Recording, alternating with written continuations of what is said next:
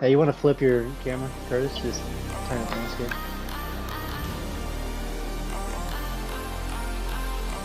See if you can figure it out this time. Hey, you got it. I'm proud of you. The reason why I had issues last time is because my phone doesn't just let me do it easily. So Man, last time you were showing us your sexy legs and everything else.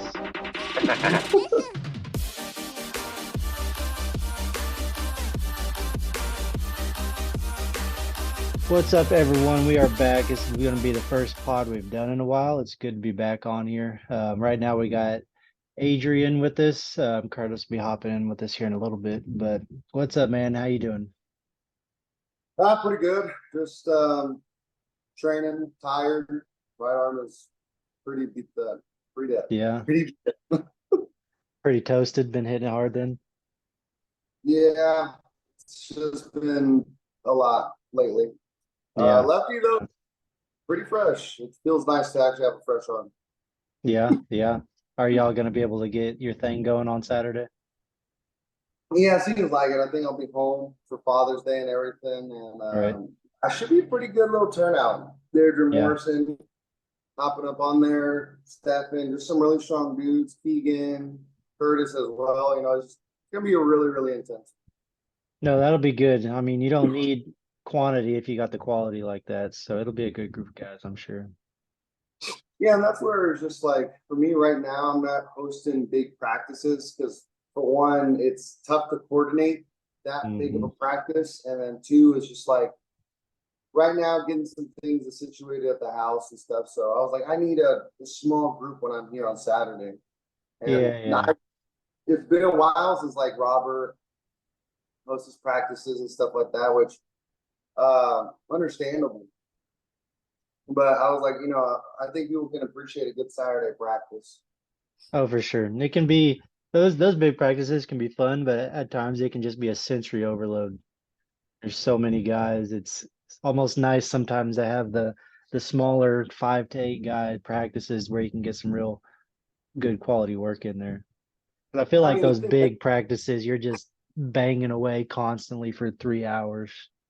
and that's the thing, like, while that's good to go hard once in a while, really, I've gotten past that point where it's like, oh, I don't really go hard. I really try to just work, let people pin, and just work in position. Like, really, it's a practice. You should focus on your setup and get good stops and good pins. Just it shouldn't always be go hard and all that stuff. Like pins really don't matter in practice unless it's like, hey, we're gonna go fresh for fresh, ready go, and then sure. Yeah, But yeah. there's no point. Yeah, you gotta have those ready goes. Get that to keep your kind of reaction time fresh. But other than that, man, you get more quality work in when you're just kind of slow pulling with each other. One thing I do like is the king of the table. Like we do ready goes, but by the time Yeah, you hit king of yeah. the table, everyone's pretty toasted already. So ready goes can just be like you're just trying to go and do whatever you can, and that could be a good idea too. Because near the end of tournaments, I notice you'll be waiting for a long time. You're already toasted, so those ready goes when you're pretty tired can sometimes be a pretty good deal. Yeah. Well, I've got a few kind of just random topics for us to kind of bounce off of. There's a couple things that are kind of interesting to me right now, and one of them is Devon, the weight loss. Uh, yeah, I think he's gonna absolutely murder those lighter classes. my personal opinion is I want to see the first match because like what he did with Levon round one, whether Levon was, just trying to test this thing, all stuff, sure. But the thing is, I mean, Devin, throughout the rounds, there's something in the whenever each round they went, Levon's wrist cracked back or bent back or however you want to say it, and he tolerable. So that lets me know the pronation is even, but Levon just had way too much arm and everything else. Like Yeah. neither of them were cupping each other. Neither of them was going to go, but Levon just had too much everything else. It became an arm on arm game. So that Yeah. lets me know Devon's hand is retarded strong. Like it's just dumb strong. Yeah. So Yeah. if it was like he was a really bicep focused puller, I would really think he would lose a lot of power. But hand, that's a tough one to lose. I mean, that can maintain strength for a long while. And And that's the thing with Devin. I don't think he, I mean, his bicep strength wasn't like super peak anyways. I don't think even that, I don't think it's gonna drop off that much. no, and that's why like his training isn't so much focused on bicep per se, like Levon and Hermes and all these other supers where they focus on direct bicep and elbow flexor training.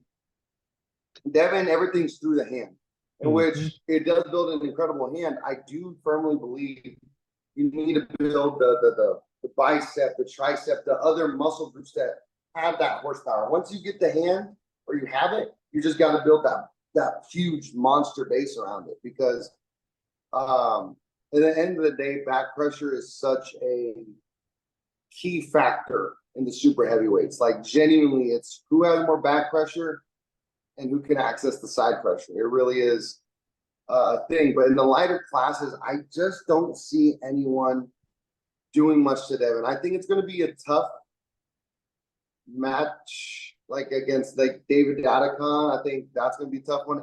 Ivan Machashenko, fast guys that are just very versatile.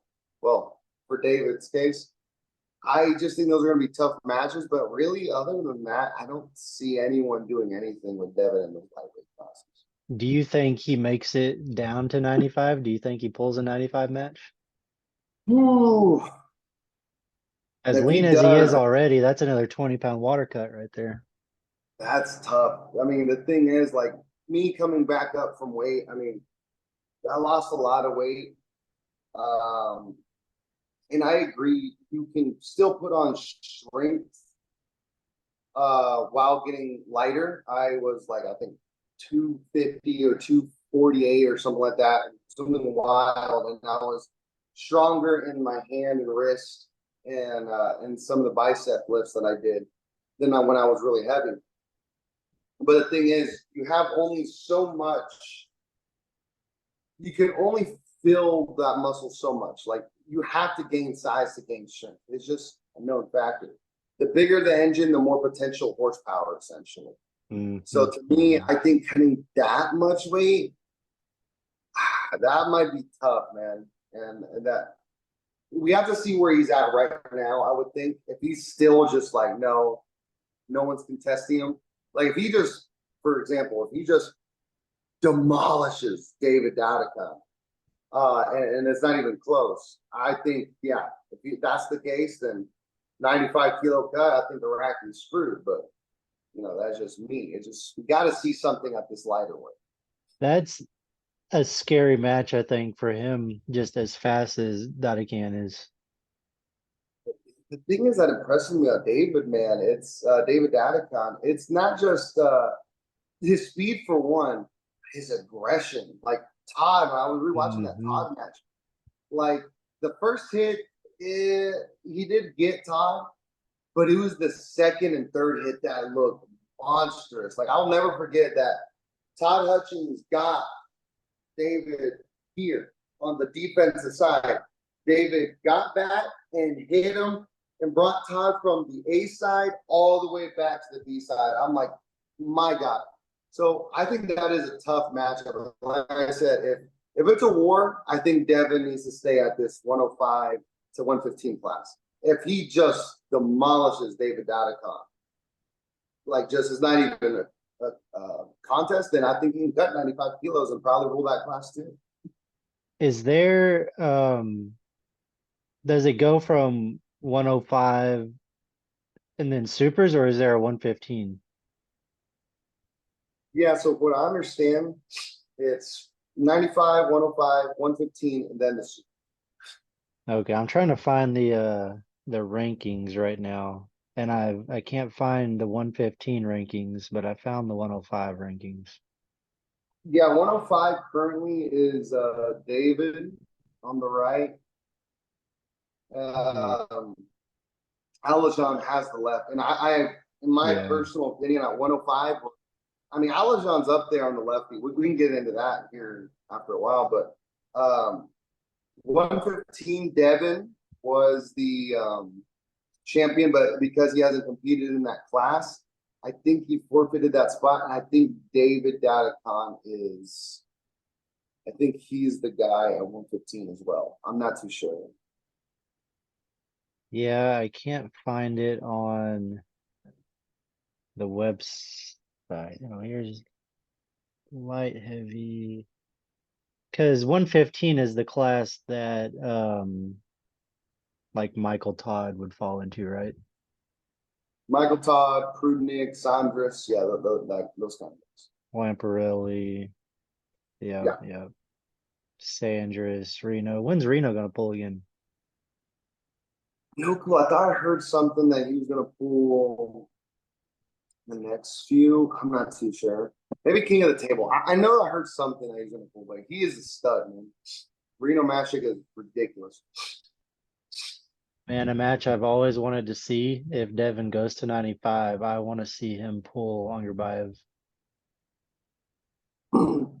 I mean, honestly, for what for what I saw with Oleg Petrenko and Angerbayev, man, I think Pittergali does need to cut to 95. Genuinely. Yeah, yeah. No, it has to be at 95. It can't be him coming up at all. It has to be at 95. I agree, man. Pittergali, I mean, that shows the difference. Like Oleg Petrenko handled Pittergali like he was just a child. Like it was ridiculous, man. I never thought I would see that. Petrenko and Devin could be another interesting one at what is that, a 105 or a 115 match? I think that would be 105. It's so hard for me to keep all these kilograms straight. But aside from the Devin cut, the other, and it's kind of relevant for this weekend too, the other like kind of big storyline right now that's interesting to me is Travis making his comeback. Derek Smith, right? Yep. Is it? Is that right? I think it's I think it's a left-hand match too, if I'm not mistaken. Let me find that real quick. Because I was pretty sure it was left with Derek, and then he pulls oh, what's that guy's name? Right-handed. He pulls another guy right-handed later on in July or August. I can't think of the guy's name right now. Because I know he pulls Sergey Kalachenko left-handed some time later. Oh, he's pulling him left-handed because that's the guy I was thinking of. Yeah, that's Sergey. They're going to pull left-handed. That's going to be a big test for Travis. Right-handed, I know he was going to pull somebody. I'm just not sure who. Well, let me find it here. It's hard. I wish they would have all of their stuff on one kind of centrally located website. Got to chase it all down.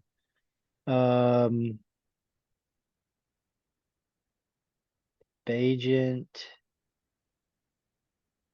Never mind. I don't know. I'm wasting time here trying to find this. Maybe Yeah. it's on. See, I could have swore he was pulling Derek Smith left. It'll be closer if it's a right-handed match, I think, between the two. I think so, just because Derek's really tall. I mean, I would think that's a tough match for anyone. If you're a hook puller, I mean, that's tough. But, I mean, even as a top puller, I mean, facing those long arm guys is quite annoying, scary. That's what could prove tricky with Travis being Derek's longer like that is a lot of times you see if Travis doesn't get exactly what he wants in the setup, he kind of just lays down. Yeah, no, for sure. He's very much like if he has to get it. If not, then I mean, it's just he doesn't have that fight. Yeah. Well, and that's the thing is seeing if he can get any of that desire back to fight from crappy spots. Yeah, if it's a left-handed match, I'm gonna give Travis the edge for sure. Because if he loses to Derek, he's not. I don't think he's going to beat Sergey. But I would think if it's left-handed, it should be a sweep for Travis. If it's right-handed, I don't know. I just know Travis really is lefty. But I would just give a slight edge to Travis, and we put him in the discussion for right-handed in America. Yeah, it would be dope if, I mean, just having him back as a personality in the sport, I mean, it can be nothing but good for arm wrestling. Oh yeah, I mean the thing is like Travis, I mean his commentary is awesome. Same with Neil Pickup, you got Coach Ray now, and then Brian Shaw getting exposure to the sport. Like, I mean, Leonidas, like all these strong freaks, man. And with big social medias, I think the sport is really going to enter in a very prosperous era. I think it's going to be a lot of social media, celebrity matches. Like, you're going to be strong, get your name out there. I feel like there's going to be more opportunities to reach the world level kind of spectacle. Now, actual world level athletes, you know, through skill and everything, are going to be a bit different. I feel like another way to get up there is through social media. I mean, look at the Armwrestling Whisperer. I mean, is he world level? Not in my opinion. I think he's national level for sure. Oh yeah. But you know, there's a difference between elite and national versus world. Like, there's a huge gap of level. You know, and that's just. It is tough to get to world level. Look at Ryan Bowen. He's been trying for so long to get to that top 10 world level.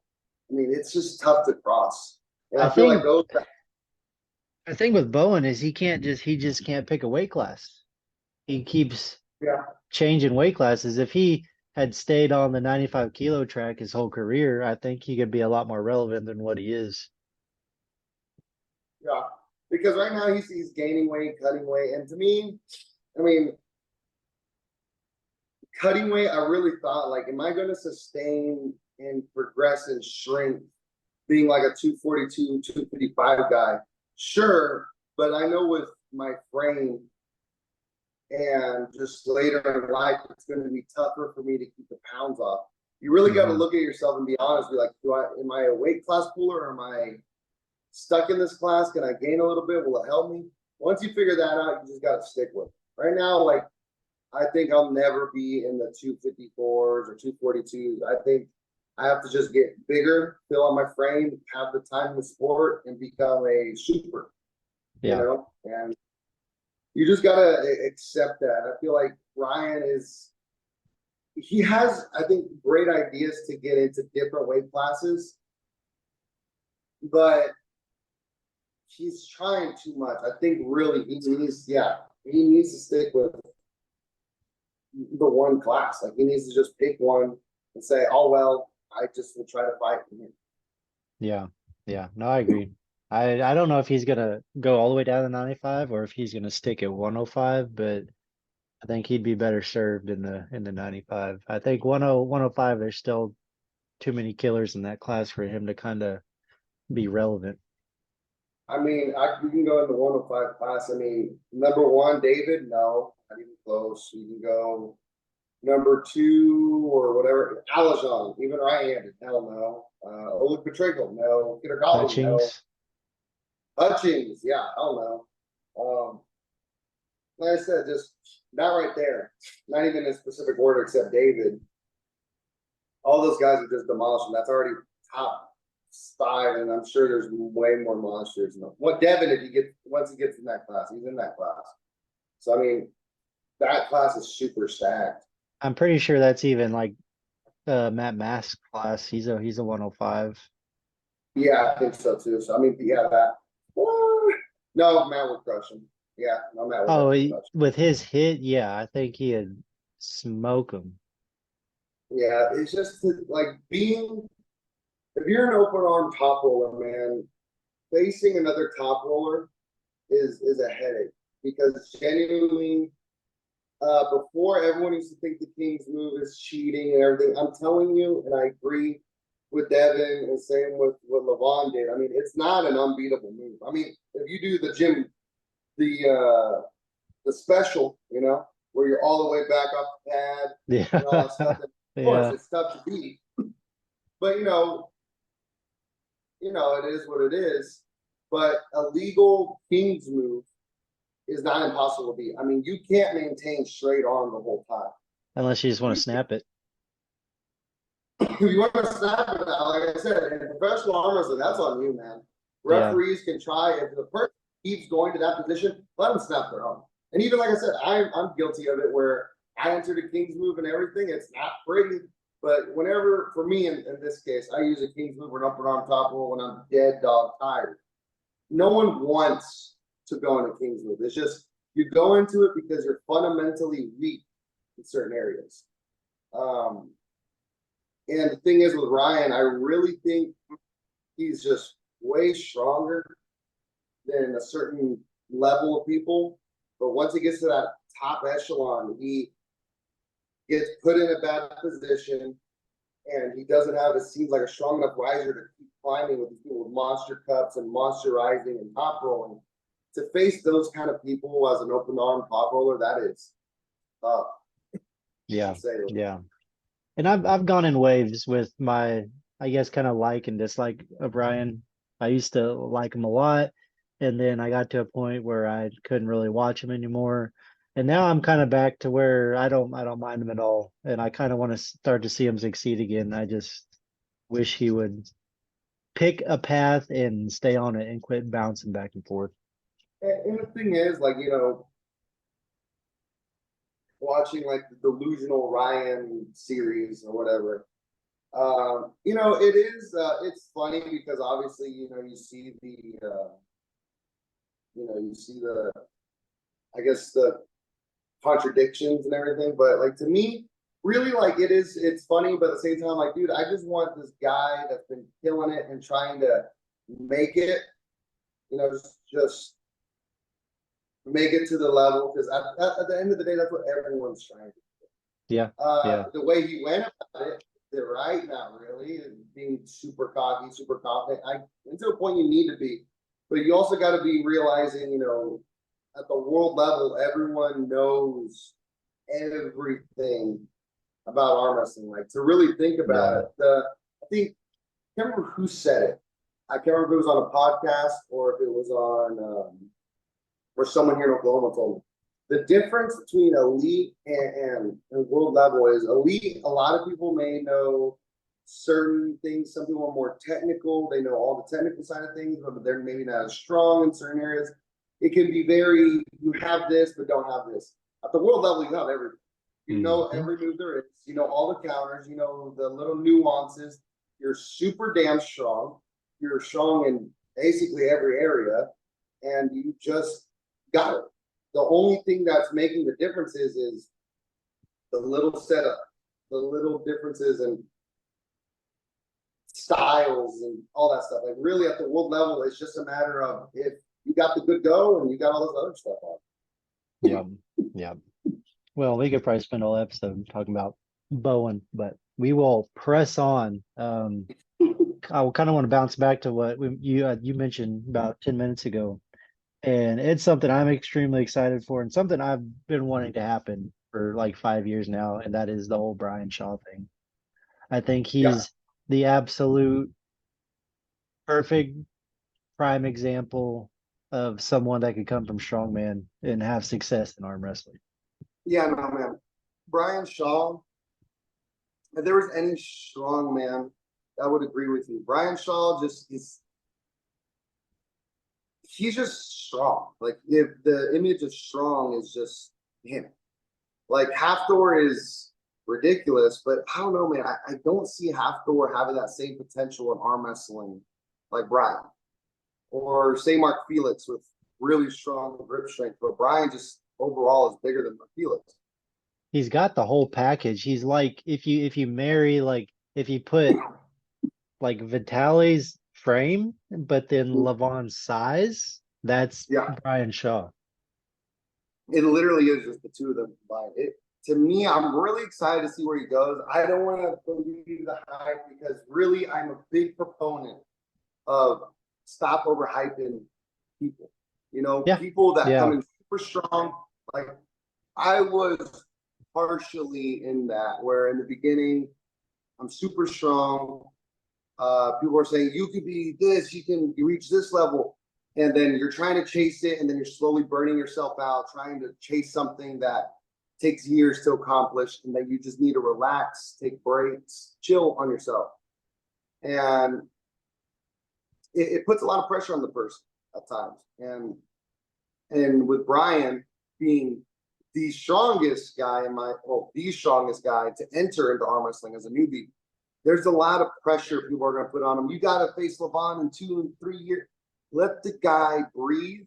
Let him get used to things and see where he goes. Maybe in 2 years, Brian Shaw demolishes Levon. I don't know. That sounds to me insane. But you just got to let the guy do his thing and he'll come out his own pace. There's a couple guys that I would be interested to see him pull in maybe a year's time. One being Eric Spoto, that like world record bencher that also arm wrestles. I think that would be kind of a good match because he's not a pure arm wrestler, but he's super strong, and that's kind of what Brian Shaw is right now. And then maybe after that, I would like him to see him pull a Derek Smith. Honestly, I would agree. I would definitely agree because you don't want him to go. And the last thing I want to see is freaking Brian saying against Larry Wheels. Larry right now, in my opinion, is too much. Way too much. I don't want to see him against Leonidas, Larry, Schoolboy, nobody. Because that's going to be very discouraging for Brian being such a big, strong dude losing to people that are that much lighter. Man, I think him and Larry, I don't think Larry would walk him like that. I think right now, as is, I don't know. In a year, I would like to see where that. I would love that just for the social media aspect, both of them having as many followers as they do and as well known as they are. Yeah, talking about Brian Shaw. That would be a big. Yeah. Yep. Hey, you want to flip your camera, Curtis? Just turn it landscape. See if he can figure it out this time. Hey, he got it. I'm proud of you. The reason why I had issues last time is because my phone doesn't just let me do it easily. So. Man, last time you were showing us your sexy legs and everything else. But yeah, we're talking about Brian Shaw. What do you think about all that? I watched the video. I haven't finished it yet, but I watched the video of Devon doing some of the actual lifts with him. Yeah. And yeah. I was mildly surprised that he just pronation curled like 90 without even trying. I was like, golly. Yeah, no, it's stuff like that I think like he could be a lot stronger, a lot quicker than a lot of us are thinking. Yeah. Oh, I knew like some of the stuff that he's done and had like records briefly in. I was like, it's gonna transition over. Like log press, you're always holding your hands like this for log press. It's not like this. So, crazy back pressure to be able to yank that log and press it up. So, and everything you have to do in strongman requires triceps. Yep. Yeah, one thing I'll definitely say, because I did strongman for about 2 years or so. And I mean, obviously, Brian's way stronger. But one thing I noticed is that I feel like if you do strongman and you stay consistent, not just 2 years, but like 3, 4, 5 years, I think it will change the structure of your hand because a lot of the movement is so hand focused. The wrist, the extensors, so much. I feel like it's the most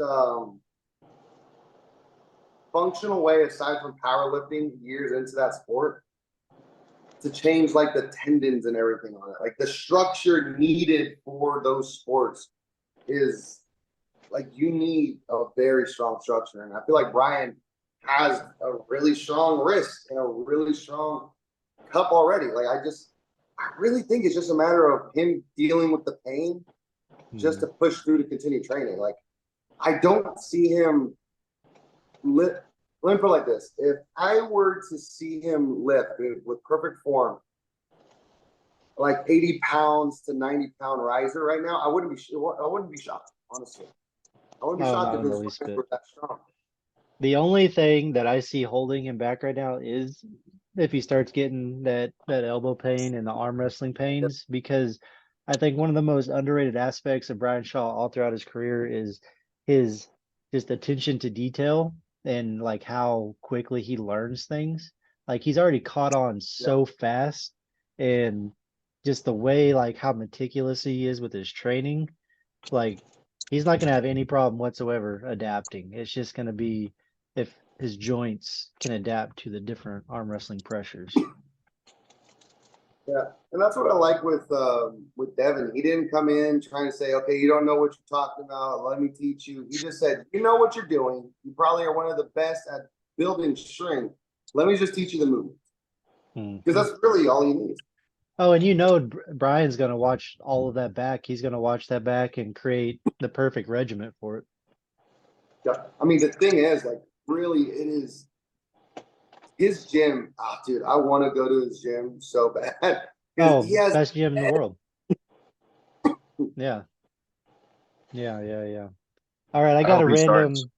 Go I hope ahead. he starts releasing some little clips like Devin does, where he does like shows what he's been doing and then shows like close to his max, like Devin does, where Devin does like 90%. I hope Brian does that. I bet his social media team will have him kind of pump stuff out like that. Yeah. But anyway, Let me look at my list of topics here. We only got about 6.5 minutes left here. Um, I got a quick question for you guys. This is something I was just pondering for myself the other day. I guess coming into the sport and then now, what kind of was your major motivation for pulling? Was it more you trying to make a name for yourself, or is it just kind of for yourself just to see how far you can kind of push it? Because I myself, initially, I came into the sport, I just wanted to see where I could go. But the longer I've been in the sport, the more, I don't know, I guess kind of wanting to be recognized for all of the years of hard work and crap that you put in. What do you guys think about that? Do you care about making a name for yourself, or what's y'all's views on that? You can go first, Curtis. I don't say the same thing. Um, I don't know. I mean, I didn't expect to, get as far as I have already with my right hand. So I don't know. I mean, I think maybe just like I make jokes about, try to be like king of the castle for the 242, Mm-hmm.